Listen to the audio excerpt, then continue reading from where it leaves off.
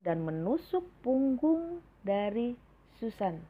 Ditusuk lagi, habis dia tembak kemarin itu sekarang ditusuk gitu ya. Akhirnya si Susan ini sudah nggak tahan lagi, mama saya sudah tidak tahan, ibu saya udah nggak tahan, paham ya, akhirnya saya sudah tidak tahan, saya ingin memilih hidup saya sendiri, izinkan saya pergi dari rumah itu dalam keadaan sakit gitu ya, dalam keadaan sakit ditusuk itu sama ibunya. Hai, assalamualaikum warahmatullahi wabarakatuh. Terima kasih sekali sudah klik video ini. Di sini aku akan bercerita dan membahas tentang kasus-kasus misteri, kasus-kasus konspirasi, juga kasus-kasus pembunuhan. Tapi untuk kali ini aku ingin membahas satu kasus pembunuhan yang terjadi di Amerika Serikat, dilakukan oleh seorang ibu terhadap dua orang putrinya dan dibantu oleh dua orang putranya. Bagaimana kisahnya?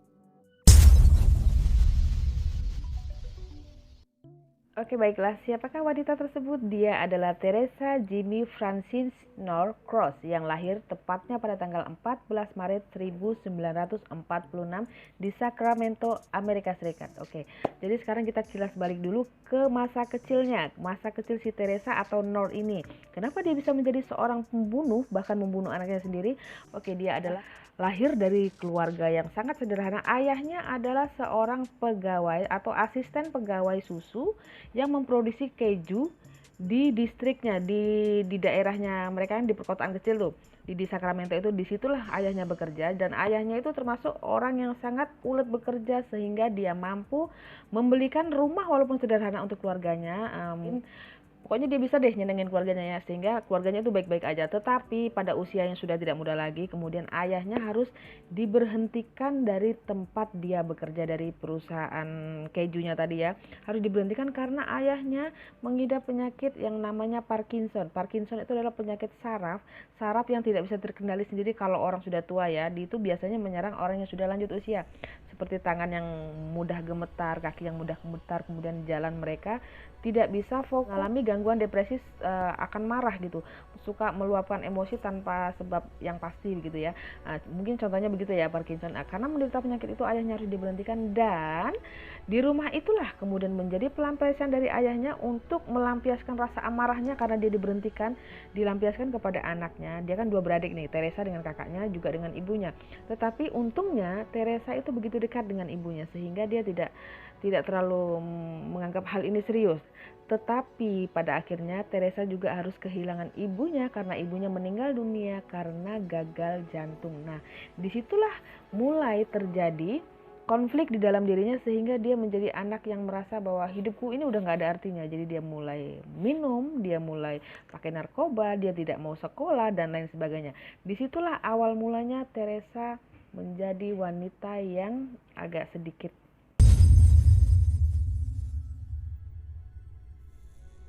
Jadi kehidupan dari Teresa yang sebenarnya berawal pada tanggal 29 September 1962, hari di mana dia menikah dengan seorang pria bernama Clyde Sender. Saat itu usia Teresa baru 16 tahun dan Clyde Sender itu sekitar 20 atau 21 tahun ya.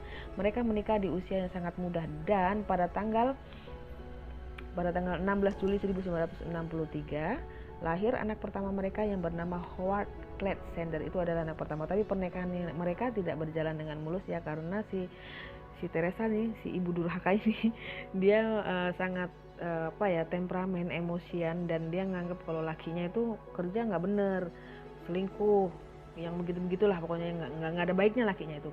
Sampai pada tanggal 22 Juni 1964 Teresa melaporkan suaminya ke kantor polisi dengan tuduhan KKRDT, memukul gitu ya.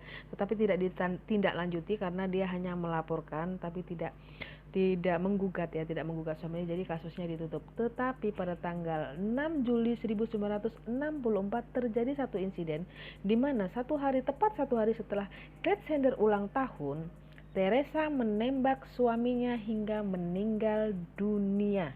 Itu adalah pembunuhan pertama. Tetapi di pengadilan nih, Teresa dibebaskan karena menurut juri dan hakim dan keterangan si Teresa sendiri, dia menganggap bahwa dia menembak Clyde Sender karena dia membela diri. Ketika itu si Teresa ini sedang hamil anak kedua ya. Jadi dia pulang nih, si Clyde ini pulang nih dari ulang tahun, habis ulang tahun dia mabuk, terus dia mukulin si Teresa.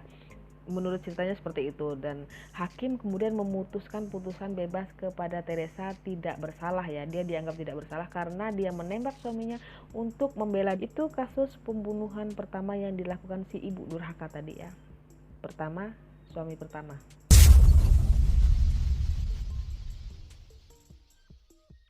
Oke, setelah insiden setelah insiden pembunuhan yang dilakukan Teresa terhadap suaminya Clyde Sanders beberapa tahun kemudian, Teresa menikah lagi dengan seorang marinir yang bernama Robert Knorr pada tahun 1966. Dari pernikahannya ini lahirlah 4 orang anak dengan suami yang kedua ini. Jadi anaknya itu ada 6. Oke, ini aku sebutin nama anak-anaknya ya. Anak pertamanya itu dari suami pertama adalah Howard Knorr Sanders, itu dari suami pertama. Yang kedua adalah Sheila Knorr Sanders, itu di posisi dimana ketika dia hamil terus ayahnya ditembak. Nah, itu anak kedua. Kemudian ada lagi 3 anak ya dari suami kedua, yaitu Susan Knorr, William Knorr, Robert Knorr, dan Teresa Terry Knorr. Itu adalah 4 orang anak dari suami yang kedua.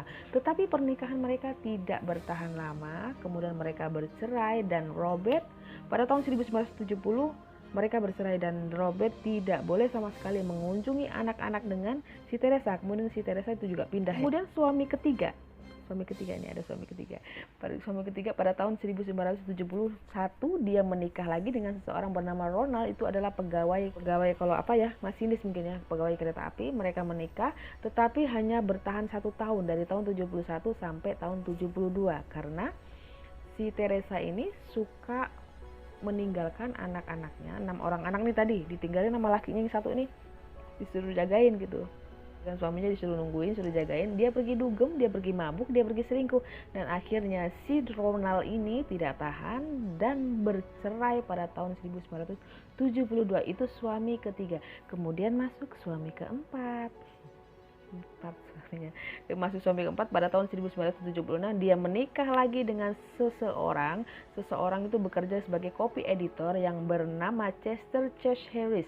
Dengan Teresa ini pada tahun 1976, dan dia sangat dekat dengan semua anak-anak dari Teresa walaupun dia tidak punya anak dari Teresa. Nah, yang jadi masalah sekarang ini, si Teresa itu merasa cemburu jika si Chad Harris ini dekat dengan anak-anaknya, terutama dengan Sheila dan juga dengan si Susan gitu, karena mereka sudah tumbuh menjadi gadis remaja dan dia menganggap bahwa anak-anaknya itu jauh lebih menarik dan lebih cantik daripada dia gitu. Wajar dong, udah emak-emak gitu.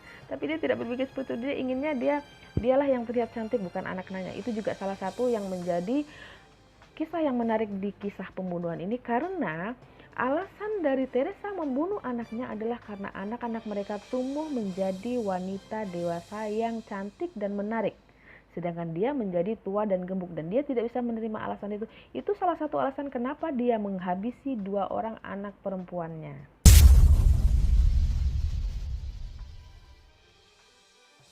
Oke, setelah perceraiannya terakhir dengan Chester Chad Harris, suami keempatnya, pada tahun 1976, mereka akhirnya pindah ke Orangeville, California. Di sana mereka tinggal dan masih tetap ada penyiksaan-penyiksaan, termasuk dia pernah menodongkan pistol ke kepala Terry.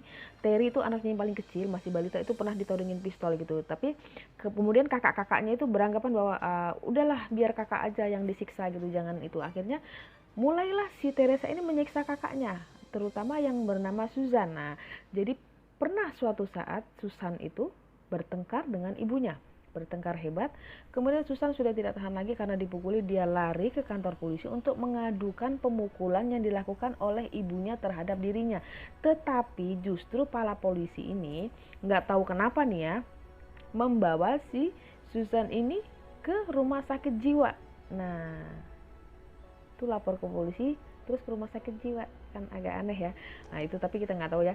Tapi ternyata ibunya si Teresa ini melapor ke polisi kalau anaknya itu memiliki gangguan jiwa gitu loh. Jadi minta tolong untuk dibawa kembali ataupun tidak dibawa ke rumah sakit jiwa gitu loh. Jadi ya itu makanya dibawa ke rumah sakit jiwa.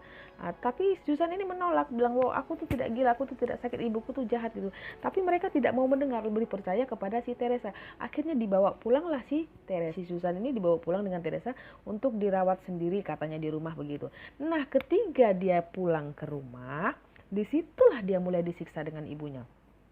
Dia mulai dipukulnya semakin sering, kemudian dia menyuruh, bukan dia sendiri yang mukul ya gitu, dia manggil adiknya satu-satu, abangnya ini, tolong sini dong, pukulin kakak gitu. Jadi mereka memukul, mau nggak mau mereka harus memukul gitu loh, tidak dikasih makan, tidak dikasih minuman, pokoknya segala macam penyiksaan. Oke, setelah insiden sebelumnya yang dia dibawa ke rumah sakit jiwa oleh ibunya itu, kemudian ada insiden kedua, yaitu ketika itu mereka bertengkar hebat lagi dan akhirnya si Teresa ini mengambil lagi pistolnya dan menembak Susan di bagian belakang. Menurut informasi yang aku dengar, ada yang bilang di bagian belakang, ada yang bilang di bagian dada. Tapi aku lebih setuju di bagian belakang ya, karena di bagian dada kayaknya banyak nggak selamatnya ya. Kemudian ditembak di bagian belakang itu, dan si Teresa membawa tubuh Susan ke dalam bak mandi, kemudian diisi dengan air. Dia berharap bahwa Susan akan mati. Gimana coba caranya kita nggak ngomong dia itu ibu yang durhaka. Coba anaknya sendiri ditembak, dimasukin dalam bak, dia harapin ibu anaknya itu mati gitu loh. Otaknya di mana gitu. Tapi ternyata Susan selamat. Dia tetap bertahan hidup. Jadi ketika dia lihat bahwa Susan itu ternyata masih hidup, mungkin timbul rasa keibuannya.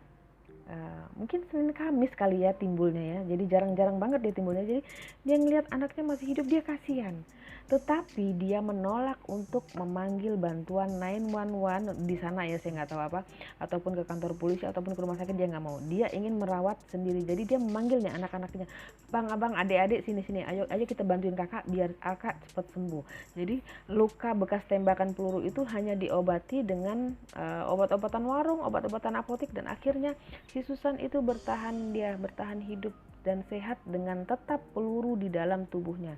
Tuh, hebatnya Susan. Tetapi pada tahun 1984 terjadi lagi pertengkaran antara Teresa dan Susan, dan kali ini karena kemarahannya si Teresa itu mengambil pisau dan menusuk punggung dari Susan. Ditusuk lagi, habis dia tembak kemarin itu sekarang ditusuk gitu ya.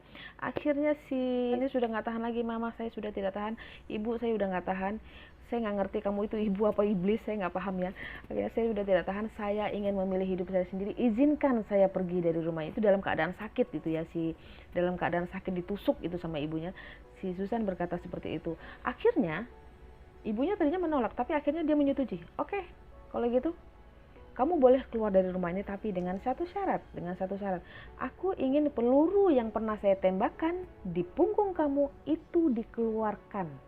Karena aku tidak ingin itu kamu gunakan sebagai barang bukti untuk mengadukan saya ke kantor polisi. Coba, otaknya ibunya itu gimana coba. Dan akhirnya si Susan ini karena dia sudah merasa sudah tidak tahan, oke, saya setuju, keluarkan peluru ini. Tetapi tetap saja si Teresa tidak mau membawa si Susan ke rumah sakit. Jadi bagaimana cara dia mengeluarkan peluru di punggungnya itu? Bagaimana? Dikorek nih, pakai pisau. Jadi dia menyuruh abangnya, adik-adiknya yang lain tuh menyiapkan seperti kayak alkohol, minuman keras apa segala macam untuk diminum sama si Susan ini, sama pisau, sama perban, sama apa gitulah, sendiri, disayat sendiri, pokoknya gitulah, dikeluarin sendiri. Dan karena si Susan ini kan udah nggak tahan ya, udah keluar banyak darah dan lain sebagainya, akhirnya dia pingsan. Setelah dia pingsan itu peluru dikeluarin dan ternyata dia pingsan dan kekurangan darah mungkin apa segala. Gimana ini, akhirnya dia memutuskan untuk membungkus semua barang-barang milik si Susan itu. Kemudian dia memasukkan tubuh Susan ke dalam karung dan menyuruh saudaranya, 2 orang saudaranya ini disuruh untuk membuang dia di pinggir jalan dan membakar tubuh Susan hidup. Kan hasil otopsi juga menyatakan bahwa si Susan ini meninggal, maksudnya terbakar dalam keadaan dia masih hidup. Dia bisa panas, coba bayangin, setelah ditusuk, ada peluru di tubuhnya yang akan dikeluarkan, masih disiram bensin, dalam keadaan masih hidup, dia dibakar juga hidup-hidup. Bayangin itu coba. Apakah itu manusia? Jauhkan kita dari sifat seperti itu ya. Mudah-mudahan tidak seperti itu. Oke, itu kematian si Susan, anaknya yang ketiga. Nah, kita akan masuk ke kematian si Sheila, anaknya lagi. Oke, setelah kematian dari si Susan itu, sekarang ke Sheila. Sheila itu menjadi pelampiasan dari ibunya. Jadi kekesalan dia udah nggak ada lagi ke si Susan karena si Susan udah meninggal. Jadi sekarang malah ke Sheila. Si Sheila itu disiksa sama juga dengan diikat, diborgol, ditutup mulutnya, dipukulin bareng-bareng sama adiknya. Tetapi kemudian dia berubah pikiran karena dia melihat si Sheila ini cukup cantik. Akhirnya dia menjual Sheila. Dia ingin Sheila menjadi seorang wanita penghibur ya. Wanita penghibur. Akhirnya dia menjual, bisa mencukupi kebutuhan ibunya ini tadi. Dia akhirnya meminta si Sheila untuk melakukan hal itu setiap hari dan akhirnya sampai suatu hari, nggak tahu kenapa moodnya lagi nggak enak kali ya, ibunya itu menuduh kalau si Sheila itu hamil, menuduh kalau si Sheila itu kena penyakit. Jadi tuduhan-tuduhan yang sama sekali sebenarnya tidak. Si Sheila tidak mengakui kalau dia hamil karena memang dia tidak hamil. Tetapi namanya si Teresa ini memaksa sampai dia mengikat dan memasukkan si Sheila ini ke dalam lemari untuk dikurung agar dia mengaku gitu, tidak diberi makan, tidak diberi minum, dan dia memerintahkan kepada semua anak-anaknya jangan ada yang memberi makan Sheila sampai dia mengaku bahwa dia hamil gitu. Coba bayangin. Dan akhirnya karena dia tidak tahan lapar, tidak tahan pengapnya di dalam lemari itu, akhirnya dia mengaku iya saya hamil. Setelah dia mengaku dia hamil, justru dia semakin disiksa sama ibunya, semakin dipukulin, semakin diborgol, kalau nggak salah tangannya diborgol itu di dalam lemari yang sempit sekali. Akhirnya dibiarkan sampai 3 hari si Sheila itu tidak diberi makan, tidak diberi minum. Pernah satu hari ketahuan dan adiknya yang kecil itu si Terry itu ngumpet-ngumpet diem ngasih minum bir gitu ya, ngasih pokoknya minuman lah ke dia. Itu tahu ibunya, itu semakin ibunya ngamuk makin dipukulin dia. Tidak dilihat dan tidak diketahui kapan ternyata si Sheila itu udah tidak tahan disiksa dan dia meninggal di dalam lemari itu. Dan ibunya tahunya setelah beberapa hari karena dia mencium bau yang tidak sedap dari dalam lemari itu. Ketika dibuka ternyata si Sheila sudah meninggal dan menurut otopsi yang penyebab kematiannya adalah karena dehidrasi ya, kekurangan makanan, kekurangan minum, juga mungkin karena sirkulasi udara yang tidak ada. Itulah penyebab kematian Sheila. Kemudian dia meminta kedua anaknya Robert dan William untuk kembali membuang tubuh si Sheila. Jadi tubuh Sheila itu dibungkus lagi, dimasukin dan dibuang di dekat bandara. Dan setelah pembuangan tubuh dari si Sheila itu kan, si Sheilanya udah nggak ada nih. Tetapi bau yang ditinggalkan dari bekas mayat yang ada di dalam lemari itu tetap tercium. Karena apartemennya kan kecil nih, tetangga-tetangga kan bisa nyium juga. Jadi dia bingung. Dia mencoba membersihkan, membeli berbagai macam alat pembersih untuk membersihin dengan anak-anak yang lainnya, ternyata tidak bisa juga, baunya masih juga tetap tercium. Akhirnya karena dia bingung, dia menyuruh 2 orang anak laki-lakinya itu lagi untuk membakar apartemen tersebut dan apartemen itu akhirnya pun dibakar. Tetapi tidak sampai terbakar habis ya, karena banyak tetangga yang melaporkan. Akhirnya dipanggil pemadam kebakaran dan mereka melarikan diri sendiri. Dan yang si Terry ini berhasil melarikan diri, dia tidak mau ikut dengan ibunya, dia melarikan diri dengan membawa identitas diri Sheila. Jadi dia masih mungkin sekitar ya umurnya mungkin 13-14 tahun waktu itu ya. Dia pakai kartu pengenal KTP punya kakaknya. Jadi itulah si Terry itu kemudian melaporkan kasus si Sheila dan juga kasusnya si Susan ke kantor polisi. Tetapi dengan pihak polisi dikatakan bahwa si Terry ini berhayal gitu loh. Bayangin, dia capek lihat penyiksaan setiap hari oleh ibunya yang dilakuin kepada kakak-kakaknya. Dia ke kantor polisi ngaduin itu, katanya dia lagi ngayal gitu loh. Kan enaknya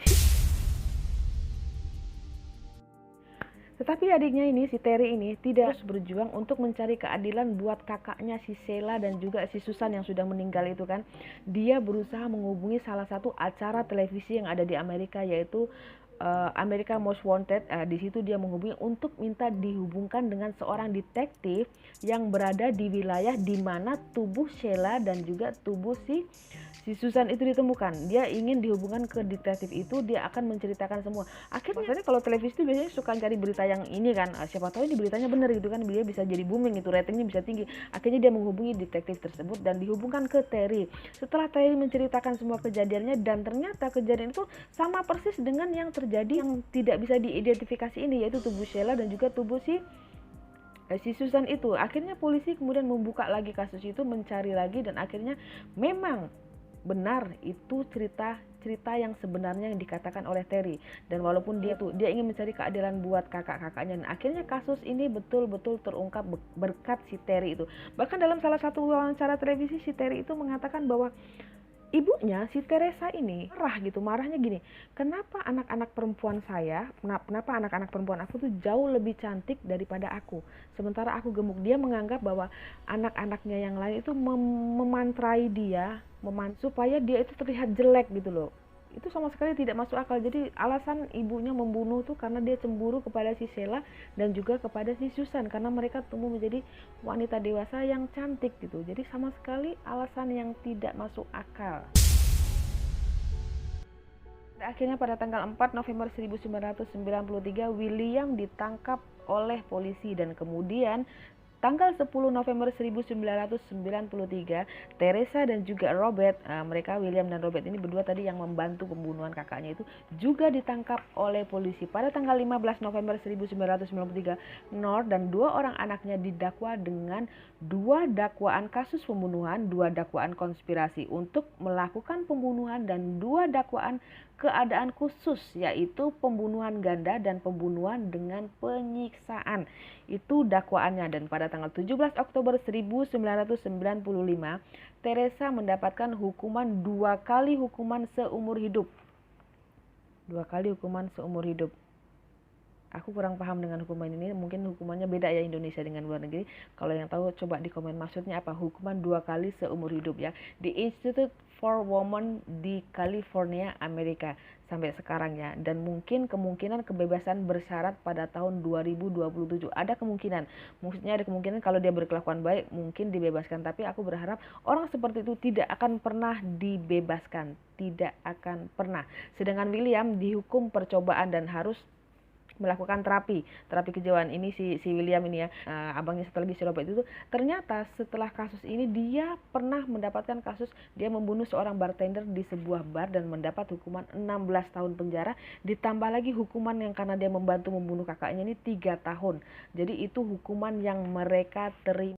Itu tadi kisah dari Teresa Jimmy Francis Knorr yang udah kita bahas tadi, dan ini pernah diangkat ke layar lebar pada tahun 2010 dengan judul The Afflicted. Tapi di film tersebut ada perbedaannya, yaitu di akhir cerita si adiknya namanya Terry itu membunuh ibunya dan juga kedua abangnya yang membunuh kakaknya tersebut. Jadi ada sedikit perbedaan. Oke, makasih banget semua yang udah meluangkan waktunya untuk melihat video ini. Buat yang suka dengan video ini bisa tekan tombol like dan subscribe-nya, juga bisa follow aku di Instagram dan juga di Facebook. Oke, makasih banget buat semuanya. Mudah-mudahan kalian semua sehat-sehat aja dan terbebas dari masalah-masalah depresi yang mengakibatkan hal buruk terjadi kepada keluarga kita. Terima kasih. Bye bye. Assalamualaikum warahmatullahi wabarakatuh.